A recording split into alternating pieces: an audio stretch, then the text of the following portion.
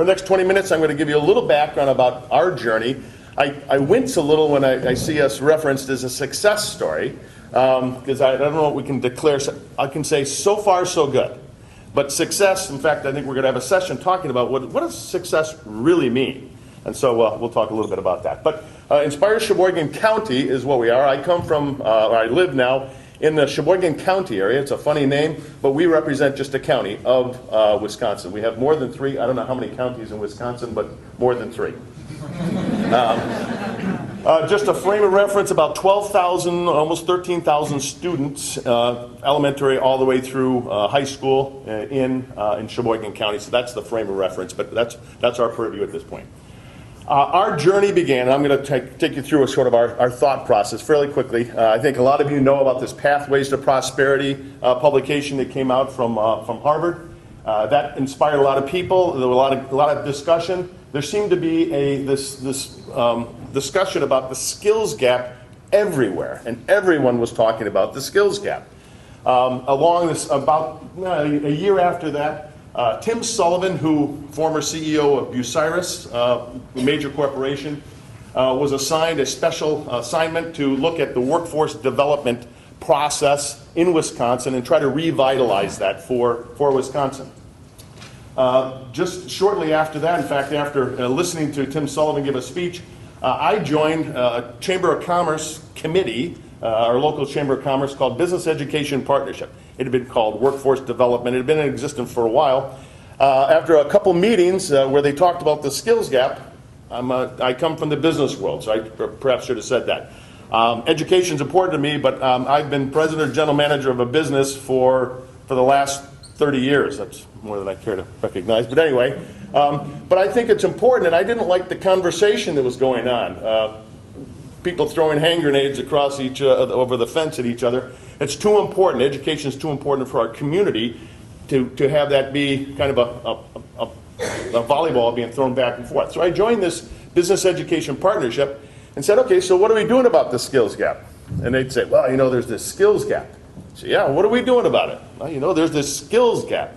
So we were admiring the problem forever and not doing anything. So got a small group together. We formed this strategic planning team, which I thought was to redefine what this committee was going to do about the skills gap. We all read the Pathways to Prosperity, and really that focused about, first we then started to delve into this skills gap. And you said, okay, but what exactly is the skills gap? What does that mean? Well, if you get the denotation, it's a perceived mismatch between the needs of the employers and the skilled talent and the skills possessed by the available workforce. Okay, that seems pretty obvious, right? But what does that mean? So does that mean that we don't have a pipeline to fill the impending wave of baby boomers that are retiring? Well, yeah, it means that. Does it mean these underemployed or unemployed people that now the skills in their workplace have? Yeah, it means that too. Does it mean these recent grads that are coming out with a diploma, a lot of debt, but not with the needed skills? They're not ready and prepared to do it. Yeah, it means that too. And does it mean, how about the students that are coming out of high school that are not obtaining the skills, or they lack the knowledge, or they lack any interest in any of these positions? Yeah, it means that too. And is that because of some of the stereotypes about, you don't want to go into manufacturing, you don't want to go into the skilled trades? Well, yeah, it was that too. So there was a lot of different places. We said, let's focus in the early feeder system to the K-12 system, right? Instead of, all those are important, and I think you all, and we have an intention to get there. There's lots of programs, we'll talk about that. But we said, we're going to focus upstream to the K-12 students. So we identified some of the root causes of the skills gap. Well, one is the voice of the employer isn't very effectively represented within schools. Sure, some businesses will come if there's a tax hike from the school board, and they'll kind of complain about that, or because the school dance didn't go like they wanted. That's not what I'm talking about. I'm talking about a more meaningful dialogue about, so how are we preparing our kids? Lack of awareness and exposure to those career choices. So the kids don't know. They're being taught and they're taking their classwork, but it's not connected. And you can see some kids that find school just boring and drudgery because it's not connected and relevant to where they're heading. And many times they don't have a plan. So we'll talk about that as well. Lack of information or misinformation. And many times that comes from, well, it can come from a number of sources, but many times a parent says, I don't want my kid going into manufacturing. Those are dirty and dangerous. Oh, I'm just making that one up, but that can be is where they're being dissuaded from going in a particular career path, not based on any facts, but based on what they think, all right? And that's what I mentioned about the parental bias. So what Pathways to Prosperity, and I'm assuming many of you have read it or at least heard about it, some of the takeaways of that were that career counseling schools can do a better job of communicating what they're looking for now and in the future, not just now. And they can help then communicate with students, what do they need to do to prepare? Well, that's a communication dialogue, right? How do they do that? Well, this is Inspire Sheboygan County, and this platform allows that to happen. In fact, Sir Stockbridge's conversation about that was very relevant, and obviously that's part of it. To the extent that there's a meaningful dialogue with the schools, educators, and businesses, they can help design this curriculum. And this is important that businesses don't come in and say, boy, you guys got this all messed up in education, we'll come in and fix it for you. Yeah, that's not what I'm suggesting. I mean, really work it together and saying, so how do we figure this thing out as a feeder system for the future?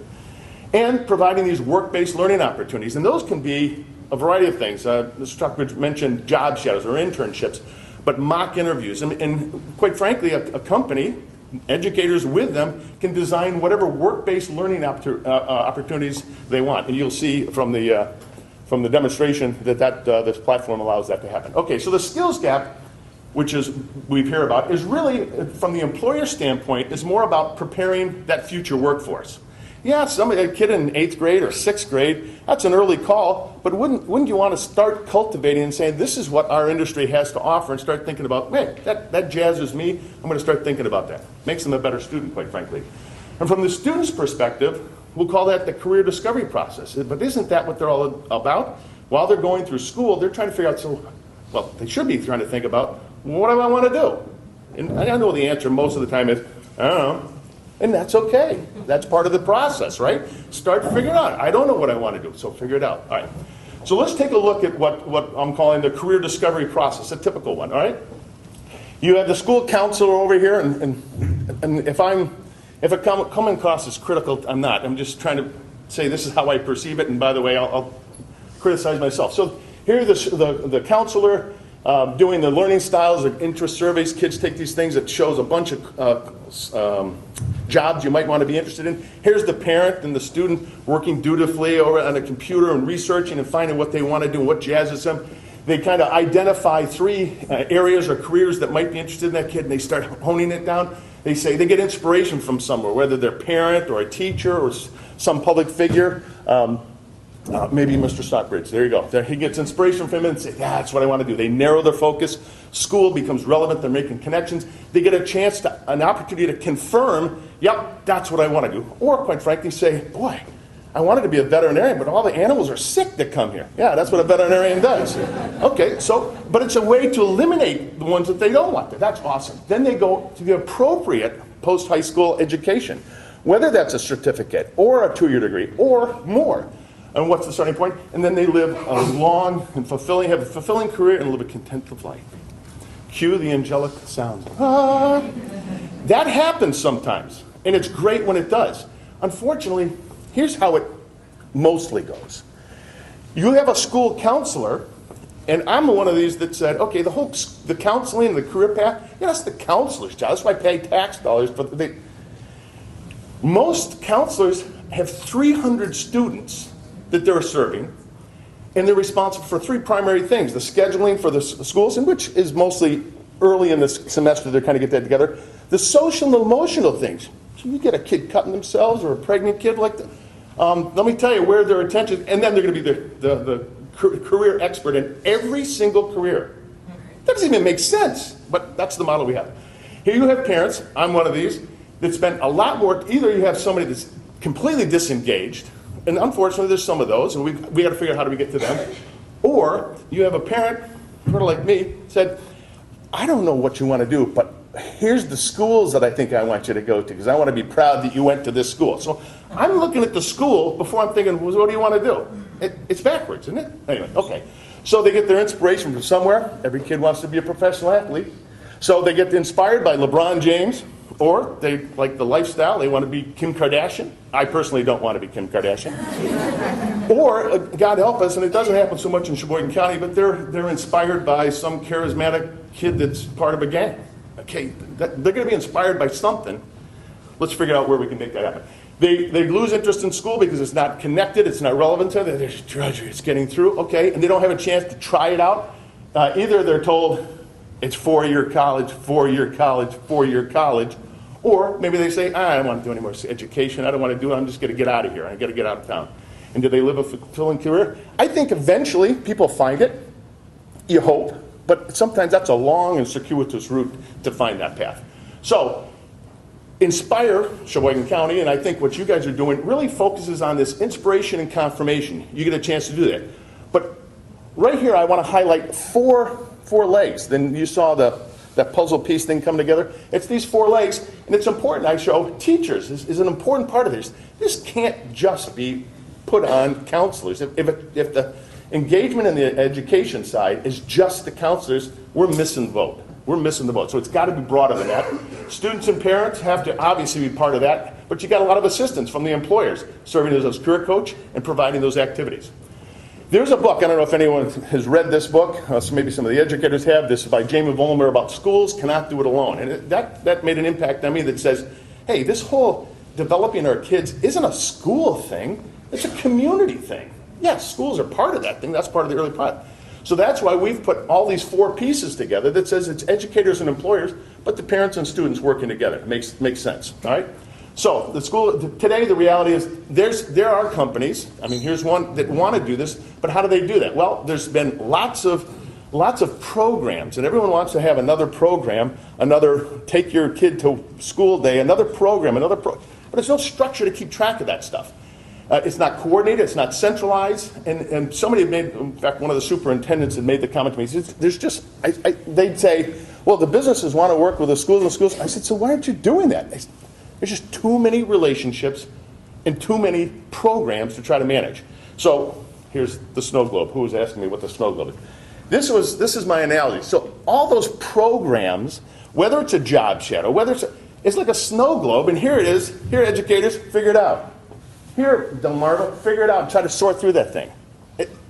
The reality is you've got today, and you've got this important but not very urgent thing going on. Guess what gets pushed to the side every time? So the solution is we have Inspire Sheboygan County. We formed as a separate standalone 501c3 entity.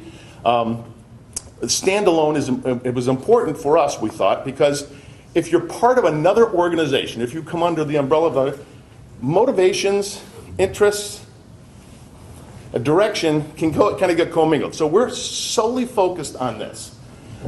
Conceptually, how we've done this is we're a bookshelf. So all those programs, all those work-based learning, the JA program that I was talking to JA, those are programs that are great for kids. That we have some of these Project Grow, these work-based learning activities, job shadows, all those are programs.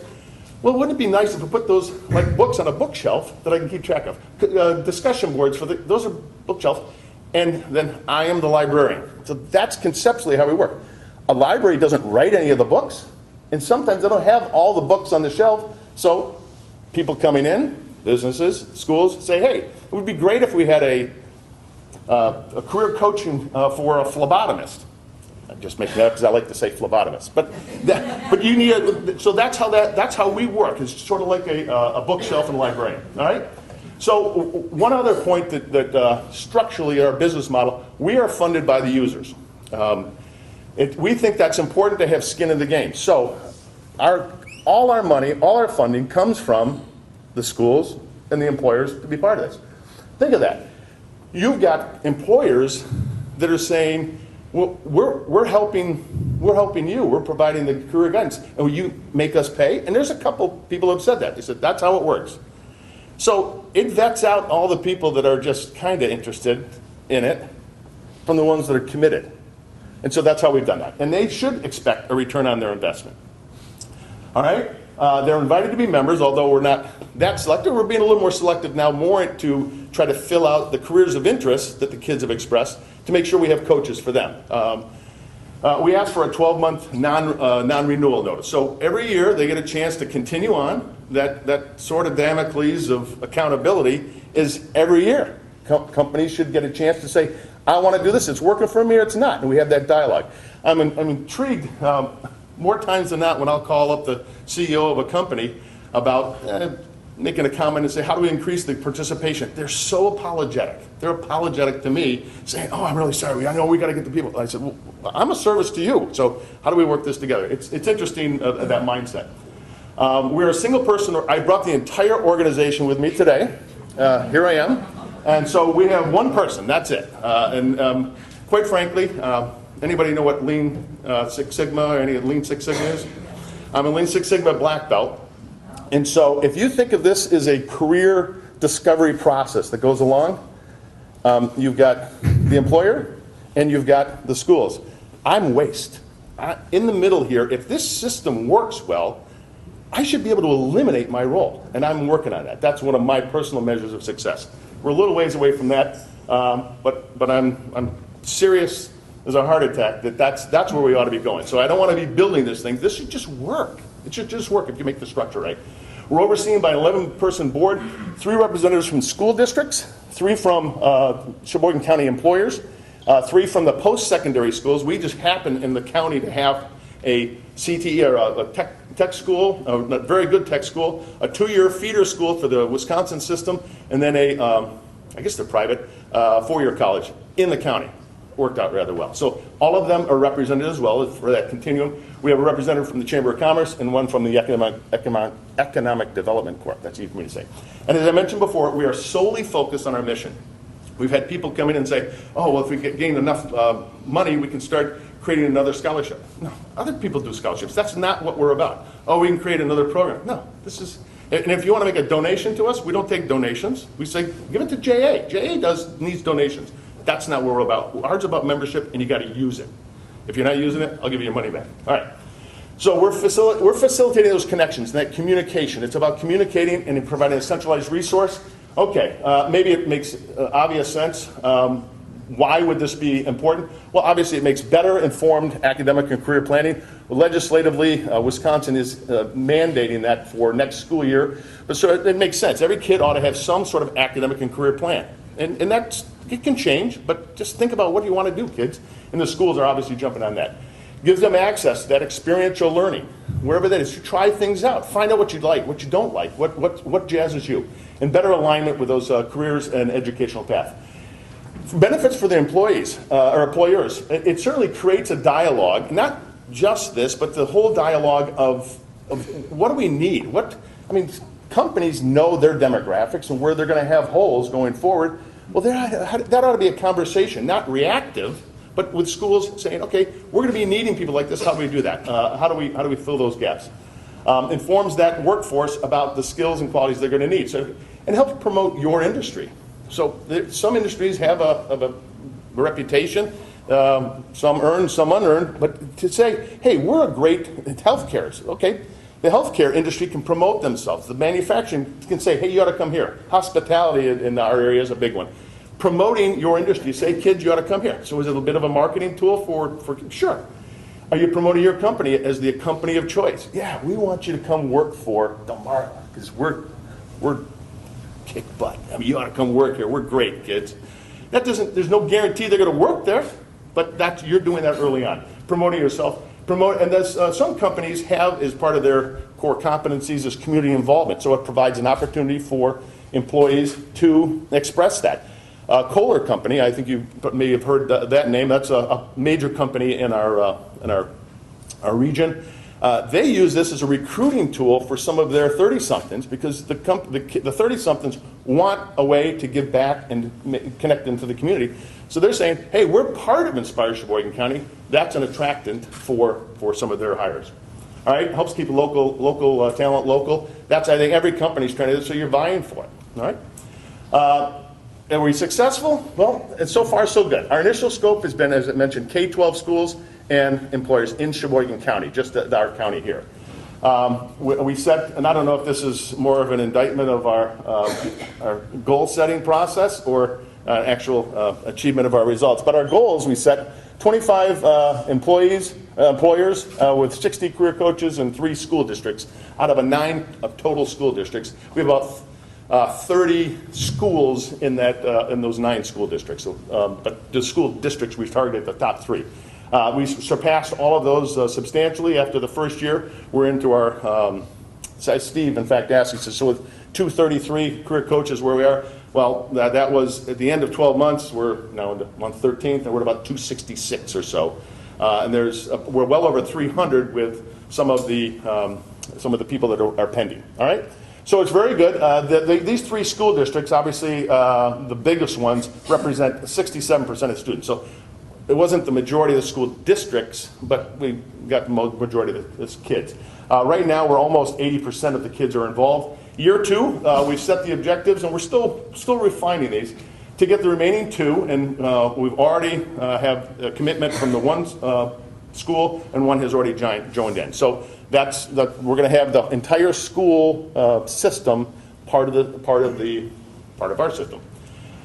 Student usage, and this isn't a very good measure because it's not an outcome that an outcome. Boy, my kid logged into career cruising today. That's not a big milestone, but it's an indicator of use. So if it has to be used by both employers and kids, 75,000 logins is what we're targeting. We are on pace for that, and so if we just level off, which we're not leveling off, that's on a trajectory, actually asymptotic, really getting up. So anyway, we're encouraged by that. Awareness and use by parents. So we really want to get the parents engaged. I think we were at dinner last night. So Robert says, so how are you doing that? Yeah, that's a good question. That's why I have question marks. We're working on that. The educators know this all too well. The engaged parents make the students much more effective. So how do we do this? And I just was at a presentation at one of the local schools, and it went very well. The parents really loved what we had to say like that. But the parents that show up, you want to get to them too. But there's a whole bunch that didn't show up. And so how do we get to them? I'm going to be interested to talk to some of you and hear your ideas like that. Okay, and now we're trying to round out the top 40. So the careers of interest that the kids have already expressed on their side of this, and you'll see the sides of this. We're trying to fill out those out to make sure these are what the kids are interested in. And companies can also promote and say, hey, we want you to be a mechanical engineer, even if that's not a career of interest. You ought to consider that kid, right? Well, I want to say this. Right, and we're defining the long-term outcomes. That's what I just mentioned before. And then we are probably going to be expanding to the K-16 because the tool doesn't really care what grade you're in. Going to the K-16 and maybe going geographically beyond Sheboygan County. All right. So lastly, I just want to say a couple watch outs as you guys go through this. Watch out for scope creep. At least it was for us. Almost from the first month. Oh, we ought to go to Ozaukee County. We ought to go up to Manitowoc. Okay, hold on here, folks. Let's walk before we run. This organizational inertia, and I come from the business world, boy, I thought the resistance to change and doing like that. You haven't seen organizational inertia until you've been to the schools. Let me tell you, that there is a lot of resistance to change because people get set. And look, there's a lot of going on. I don't, maybe in this state, but in Wisconsin, there's a lot going on with implementing Common Core, with implementing the teacher effectiveness, all that stuff. That's a lot of change to handle. So I'm empathetic, but just recognize it is. We'll get there. I'll be able to eliminate my position when this becomes the way we do things. It becomes integrated into the workflow or the school day rather than it's another thing to do. It's still another thing to do at this point, and I get that. But when we get that part of the workflow, that'll be important. I'll just move down here. Passive versus assertive participation. What I liked what Mr. Stockbridge was saying, that would be what he was describing was more active participation. I've been a little frustrated. Frustrated. I guess impatient is good sometimes. Companies have signed up. They have their career coaches. They have their profile. They have offer things, and then they sit there waiting for the kids to ask.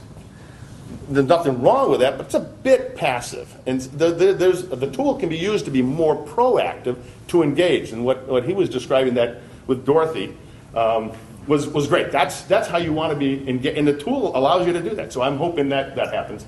Silos, college or bust. Silos is just, and we've seen about that with the middle school. counselors and high school counselors, I was surprised they didn't even talk to each other, and let alone having the counselors and the educators or the faculty talk. So part of this is just shining a light on it, and they're starting to do that much more than they have in the past. Is it because of me? Probably not. It's because we're just shining a light, and the superintendents have been keen on this. So once they say this is where we're going, that all of a sudden becomes the college or bust thing. I know we're going to keep. That was the mantra, right? Okay, and there's nothing wrong with college, but it can't be the only thing. Kids need to get it that it's not a school thing, it's them. So this can't be, we're going to go sign on to career cruising when we're having this homeroom in school. And one of my measures is in the May, June, and July, are the kids using it? And they were using some of it this past year, which was encouraging. I'm looking forward to this year when they've really started to be engaged. And some speculate, is there an interest gap? Well, that's something that we all have to work. Does our kids even care about working, and what do they want to do? Well, they need to figure out how they're going to make a living, and living in mom's basement isn't a long-term plan. All right, so that's what I have. When we connect the students to the best workforce, are we taking questions now, or we're doing that later on? Okay, later on. Okay, that's all I have to say. Thank you very much.